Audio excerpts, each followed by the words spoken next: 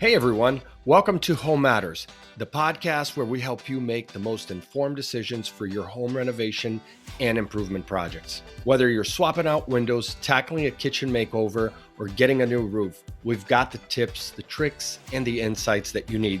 So let's get into today's topic.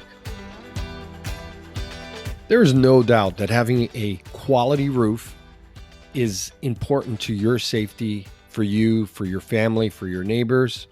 And not only that, it holds the value to your home when you are ready to resell it, but also it provides you a better quality of life, right? For so many reasons. I mean, if you just start with the fact that the roof is going to be one of the first things that keep you safe, safe from weather, things that are flying around. And if you don't have a good roof, maybe you have a leak, all those things just lead to less safety and not a good quality of life, let's say. So I would definitely say top 5 projects to do in the home. If you're buying a home, if you're selling a home, is going to be the roof, right? Top 5 things to look at and worry about. And not even so much from an aesthetic point of view, but just from a practicality and an essential part of any home is the roof. All right. So today we're just going to talk to you about, why it matters, the types of roofing materials like asphalt, metal, wood, shingles. We're going to talk some labor costs, what you should expect to pay. It is so different across the country and depending on the type of home. Seasonal considerations, as we always talk about here on the podcast.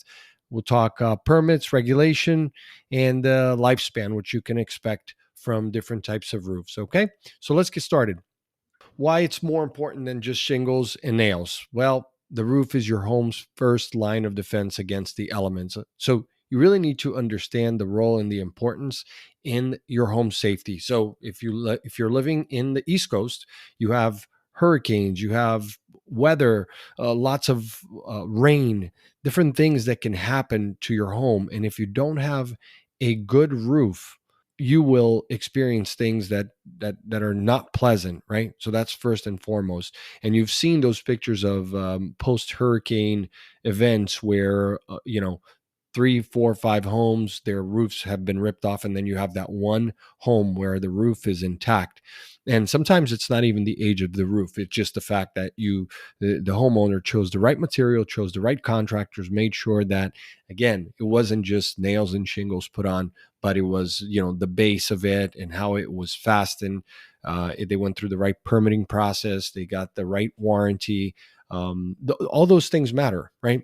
And I think homeowners right now are experiencing some of the issues with these different weather situations that have happened. Obviously, hurricanes being one of them, but you have other things like floods, earthquakes. You have fires all across the country, right?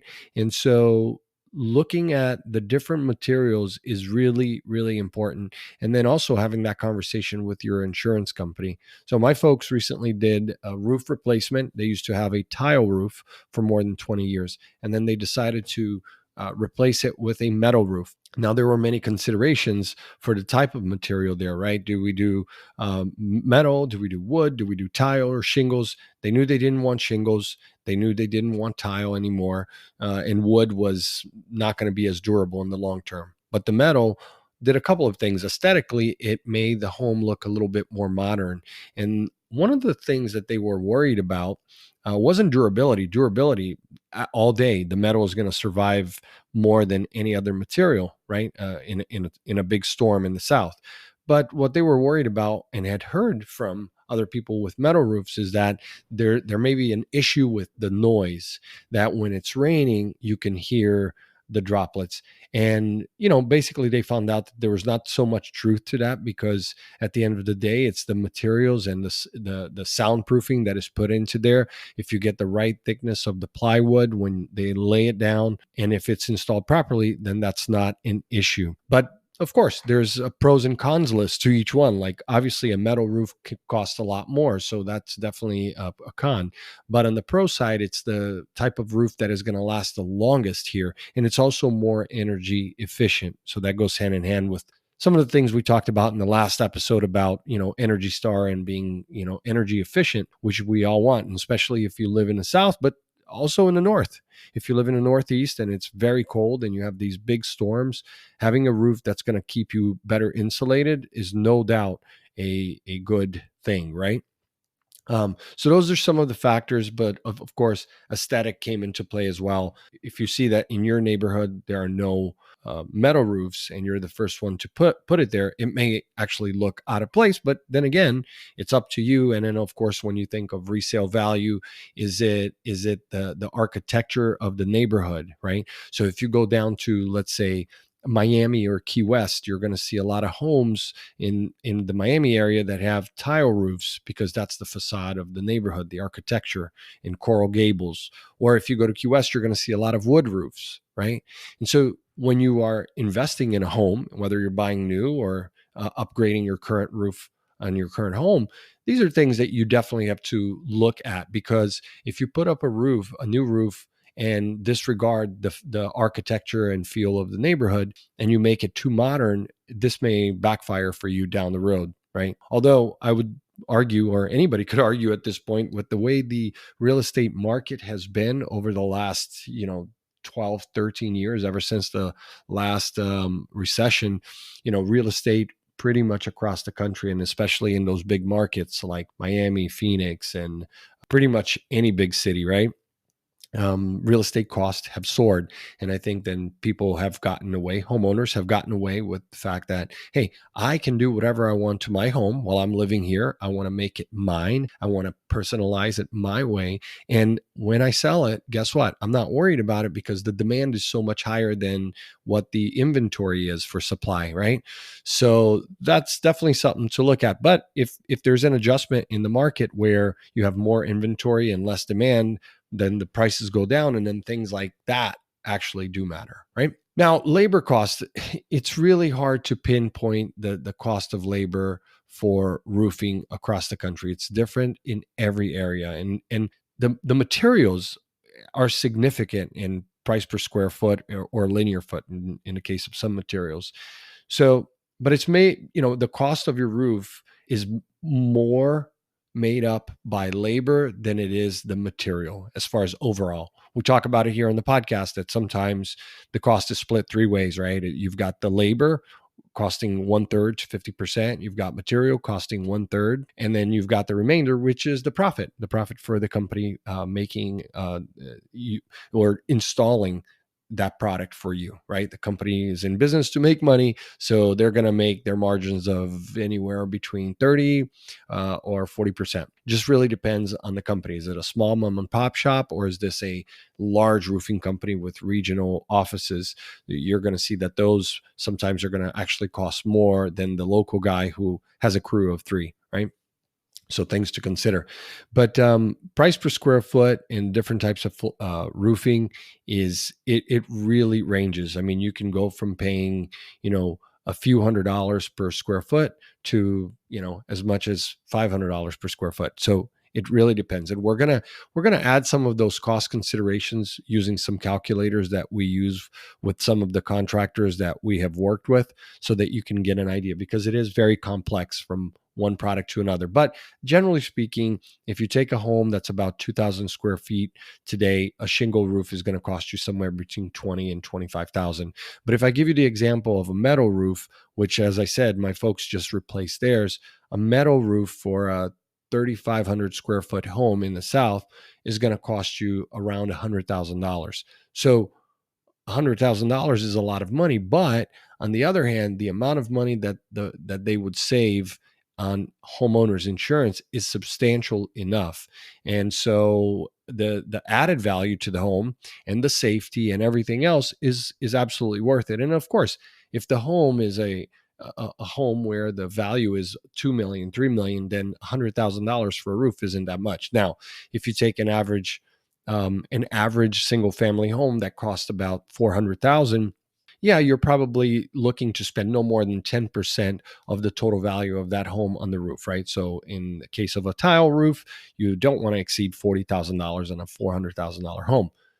All that being said, it always comes down to a personal budget, what you have to spend. And if aesthetics and a particular brand of roof matter to you, you're not going to look at that 10% or 5% expense relative to the total value of the home, right? And so again, it's not a one size fits all for that reason, because you could have two homes in the same neighborhood right next to each other, similar size and everything, and one roof can cost 50 and another roof can cost 100. So a lot of considerations, right?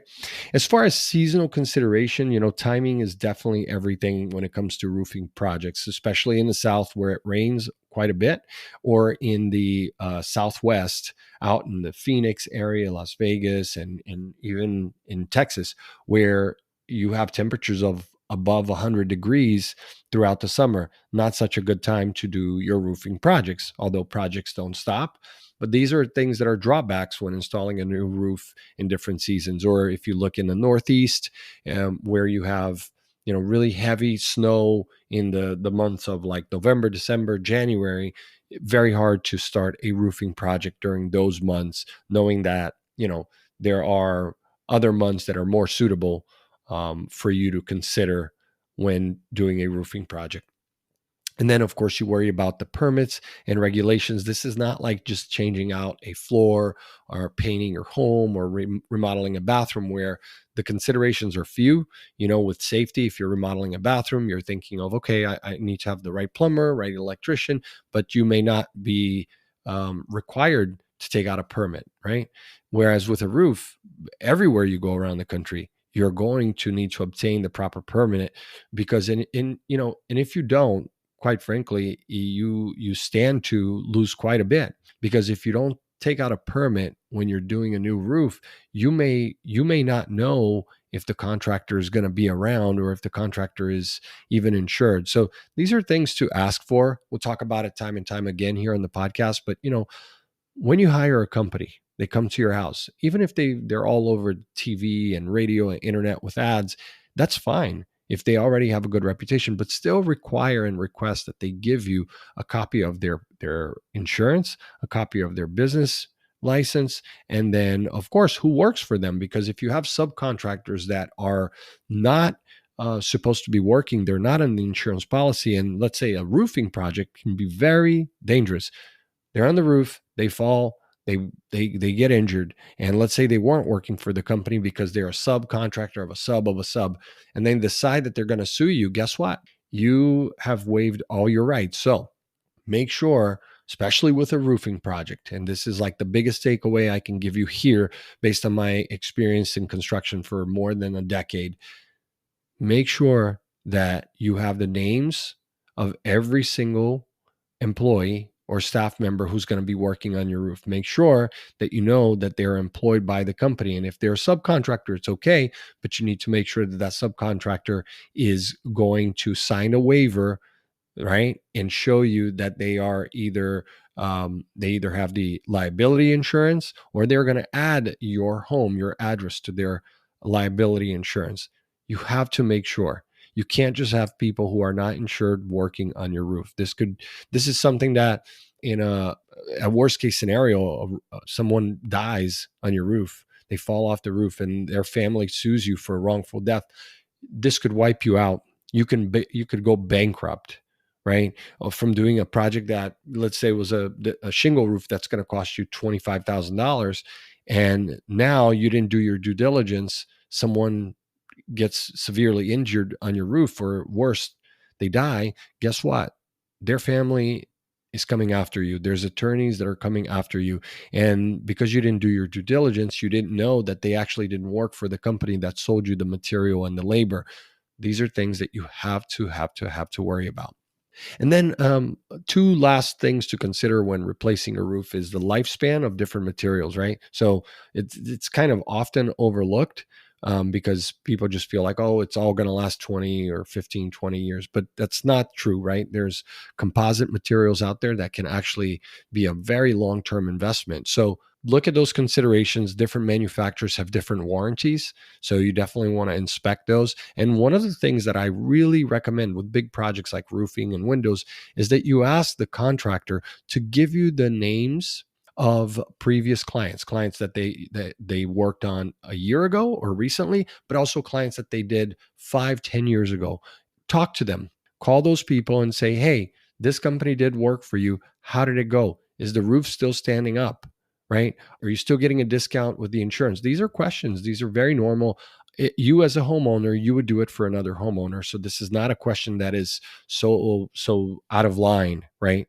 It's not like you're asking for just a testimonial or review, but you're trying to do due diligence because after all, a roof is an investment. It's a big probably one of the biggest investments you'll ever make in your home, and it does come down to safety. So don't leave anything out when it comes to doing your homework, and talking to the company's previous customers is a key to having a good a project go really smooth during that whole process, right? And the last thing to look for is, like, once you do the inspection, in the coming months and the year, you want to ask if they're going to come back and do an inspection a year later to spot any early damage, right? So it's just these are little things that can help you uncover early signs of damage, that maybe you had a storm that following year. So you want to ask that question to the contractor, which is, hey, I choose you. You come, you do the job. We're happy. Everybody's happy. But a year from now, will you come back and maintain it for me? Meaning, will you come back and spend a few hours to make sure that everything is intact? There are no fasteners that came apart, because unlike other parts of your home, inside or on the grounds outside, you can see it with your eyes. A roof, you just don't see, right? Unless you're the type of person who gets on top of your roof, which most people don't. You don't really know, is it really standing up? And that is about like the only thing in a home where you can't actually see the if there are early signs of damage. So definitely take a look at that. And we hope that today's episode was, helpful for you in terms of if you're looking to replace your roof. As I said, when it comes to pricing and materials, it can take you months to do the research. And we'd recommend that if you're looking for resources, go to the localcontractor.co website. We have lots of blogs and content and guides that you can use to help you choose the right contractor for your next roofing job. Thanks for tuning in to the Home Matters podcast. Remember, a great home starts with making smart choices. And if you enjoyed today's episode, please hit that subscribe button so you never miss out on a new episode. For more resources or to get in touch with a trusted local contractor, check out localcontractor.co. Until next time, take care and happy renovating.